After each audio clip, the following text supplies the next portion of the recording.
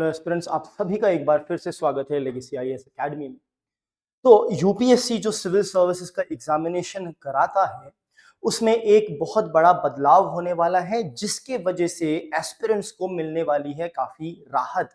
ऐसा इसलिए क्योंकि अभी तक देखा गया है कि यूपीएससी की जो आंसर की होती है प्रीलिम्स की, वो उस साल के एग्जामिनेशन की साइकिल के खत्म होने के बाद आती है, जब रिजल्ट्स डिक्लेयर हो चुके होते हैं, जो कि शायद एक बहुत ट्रांसपेरेंट बात ऑफ कोर्स नहीं है। तो यहाँ पे डिमांड करी जा रही थी कई सालों से कि यूपीएससी जो है, क्योंकि एमसीक्यू क्वेश्चंस है, उसका कोई ऑब्जेक्टिवली सही आंसर होना चाहिए, तो आप उसकी आंसर की को तुरंत ही एग्जाम के बाद रिलीज कर दीजिए। उससे होगा ये कि जो एस्पिरेंट्स है वो डिलेमा में रहते हैं कि कट ऑफ क्या रहेगा, मेरा मींस के लिए सिलेक्शन होगा नहीं होगा, इसमें अपना टाइम वेस्ट करते हैं। पहली बात तो ऐसा नहीं करना चाहिए।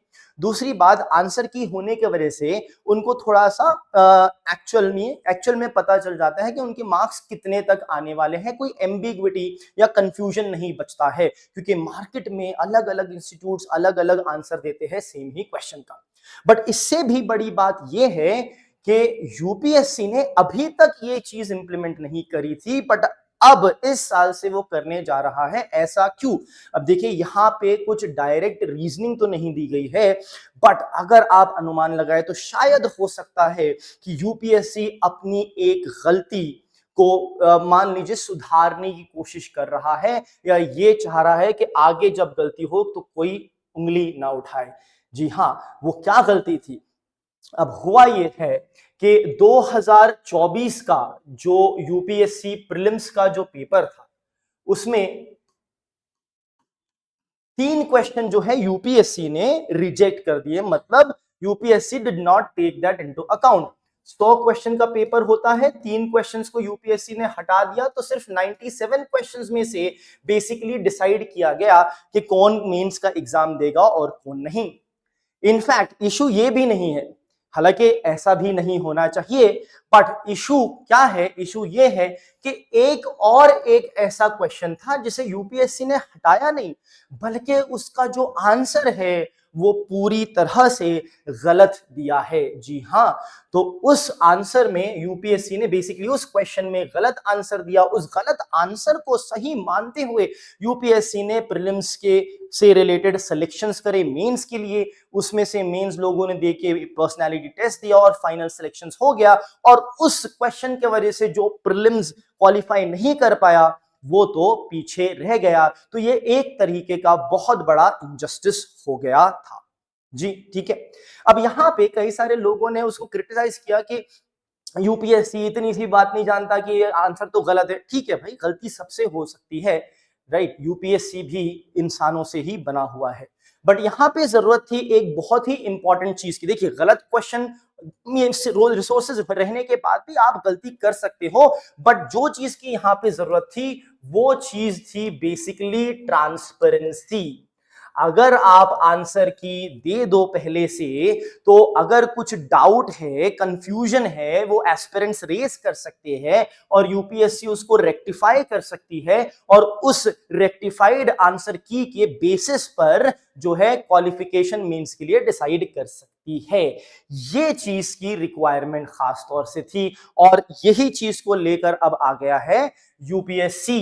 तो खबर यह है कि यूपीएससी, देखिए, यूपीएससी ने तो पहले कहा था कि जो एस्पिरेंट्स जो पेपर देंगे इस साल से, तो वो एस्पिरेंट्स जो है कोई भी क्लेम इशू रेस कर सकते हैं अगर उनको लगा कि भाई ये आंसर सही नहीं है, राइट? कंफ्यूजन है, तो वो 3 सोर्सेस को रेफर करते हुए यूपीएससी को लिख सकते हैं, और यूपीएससी उसको देखेगा और उसके बाद सही आंसर जो है जैसा भी होगा वो डिसाइड करके आगे बढ़ा जाएगा।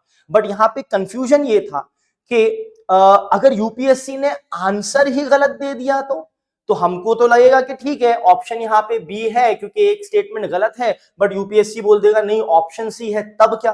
तो ये अभी भी यहाँ पे एक परेशानी थी, और उस परेशानी को भी अब यूपीएससी ने सॉल्व कर दिया है। और यूपीएससी अब कह रहा है कि ना ही सिर्फ आप कोई भी इशू को रेस कर सकते हैं प्रीलिम्स के बाद, बट जो यूपीएससी है वो आंसर की भी, प्रोविजनल आंसर की भी रिलीज कर देगा इमीडिएटली आफ्टर द पेपर। तो ये एक बहुत ही बड़ा, बहुत ही सही, अच्छा कदम है जो ट्रांसपेरेंसी और बढ़ा देगा यूपीएससी के एग्जाम में। तो that is what it is all about. तो न्यूज क्या है, यूपीएससी रिलीज करेगा प्रोविजनल आंसर की। हम इसे प्रोविजनल क्यों कह रहे हैं, क्योंकि एग्जाम के तुरंत बाद प्रोविजनल आंसर की रिलीज होगी, उसके बाद जो एस्पिरेंट्स है, याद रखिएगा सिर्फ एस्पिरेंट्स, कोई इंस्टीट्यूट नहीं, कोई थर्ड पार्टी नहीं, कोई ऐसा इंसान नहीं जिसका कोई स्टेक उसमें एज सच डायरेक्टली नहीं है, एस्पिरेंट्स, बिकॉज एस्पिरेंट्स का स्टेक उसमें डायरेक्टली है। तो एस्पिरेंट्स जो है इशू रेस कर सकते हैं वो क्वेश्चंस के regarding 3 sources quote, 3 relevant sources quote करके, ठीक है। तो आंसर की यूपीएससी रिलीज करेगा, और उससे पहले हमें तो पता ही था कि कैंडिडेट जो है वो अपना रिप्रेजेंटेशन ऑनलाइन सबमिट कर सकते हैं। रिप्रेजेंटेशन मतलब अगर कुछ इशू है तो वो बेसिकली रेज कर सकते हैं। अब इससे होगा ये एक सिग्निफिकेंट प्रोसीजरल रिफॉर्म है इंडिया के प्रीमियर एग्जामिनेशन का। और देखिए नीट का जो पेपर लीक हुआ उसके बाद यहाँ पे यूपीएससी ने, यहाँ पे यूपीएससी का लीक से ऐसा सच रिलेशन नहीं था, बट यूपीएससी का जो लेवल है, जो ट्रांसपेरेंसी आप कह सकते हैं, रोबस्टनेस है, उसको और स्ट्रेंथन किया गया है। ऑफ कोर्स बहुत पहले हो जाना चाहिए था, बट फाइनली ये हो रहा है। इसका एम और ऑब्जेक्टिव क्या है ये देखते हैं। ग्रेटर ट्रांसपेरेंसी, जैसा मैंने बताया, रिस्पॉन्सिवनेस एस्पिरेंट्स का भी यहाँ पे रहेगा, राइट, और टाइमली कम्युनिकेशन कैंडिडेट्स के साथ। अब ये एग्जामिनेशन को, हमें सबको पता है, ये एग्जामिनेशन को क्या बना देगा, मोर पार्टिसिपेटिव, और ज्यादा इन्वॉल्वमेंट, सब लोगों का एफर्ट रहेगा ताकि सही आंसर की एकदम 100% करेक्ट निकले। ट्रांसपेरेंसी और मेरिट बेस्ड सिस्टम जिसमें विश्वास लोगों का और बढ़ जाएगा। So this is a really good step. अब आइए देखते हैं रिप्रेजेंटेशन का प्रोसेस क्या है। तो रिप्रेजेंटेशन के प्रोसेस के लिए एक ऑनलाइन पोर्टल है, UPSC online question paper representation portal करके। यहां पे जो कैंडिडेट्स है उनको इसकी एक्सेस मिलेगी, प्रोविजनल की एक्सेस मिलेगी यहां पे, ठीक है। वो अपना परफॉर्मेंस असेस कर सकते हैं, असेस देयर परफॉर्मेंस अर्ली, पहले ही असेस कर लेंगे कि भाई मैंने क्या मार्क किया और आंसर की क्या कहती है, तो मुझे एक्चुअली में कितना मार्क्स मिलेगा उस आंसर की के हिसाब से। और अगर उन्हें कुछ डिसएग्रीमेंट है तो वो सबमिट कर सकते हैं रिप्रेजेंटेशन, अगर कुछ डिसएग्रीमेंट है तो। I hope that is clear, ठीक है। अब ये रिप्रेजेंटेशन पोर्टल ऑनलाइन है, जैसा मैंने बताया, online question paper representation portal known as QP rep, ठीक है। अब इसका प्रोसेस क्या है, देखिए अभी जो पेपर है वो 24 मई को होने वाला है, तो उसके हिसाब से डेडलाइन दी गई है। अगले साल का पेपर अलग डेट पे होगा तो उसकी लास्ट डेट अलग होगी। अभी के लिए 31 मई 2026 शाम के 6 बजे तक। अब candidates must submit correct answer as per their understanding, के उनके हिसाब से जो सही है भाई आप वो आंसर सबमिट करिए। ब्रीफ डिस्क्रिप्शन, थोड़ा सा डिस्क्रिप्शन दीजिए, एक्सप्लेनेशन दीजिए। हाँ, इसमें अगर आप किसी की हेल्प लेना चाहो तो उसमें कोई मना ही नहीं है, बट जो एस्पिरेंट है वही इसे बेसिकली अपने एक्सेस के थ्रू अपलोड कर सकता है। सपोर्टिंग डॉक्यूमेंट्स आपको लगेगा फ्रॉम 3 ऑथेंटिक सोर्सेज। अब क्या है ऑथेंटिक सोर्सेज, जैसे एनसीईआरटी हो गई आपकी authentic source, press information bureau हो गई आपकी authentic source, right, Kurukshetra magazine, योजना मैगजीन, बेसिकली जो भी गवर्नमेंट के जो डॉक्यूमेंट्स है, रिपोर्ट जो है, RBI report, budget, economic survey, ये तो हो ही गए ऑथेंटिक सोर्सेज। इसके अलावा भी जो स्टैंडर्ड बुक्स या रिसर्च पेपर्स वगैरह है वो सब भी एज ऑथेंटिक सोर्स दिए जा सकते हैं। इसमें कोई रिस्ट्रिक्शन नहीं है कि वो सोर्स जो है सिर्फ गवर्नमेंट का ही सोर्स होना चाहिए, ठीक है। बट हाँ, कोई इंस्टाग्राम की रील वगैरह आप प्लीज शेयर मत करिएगा।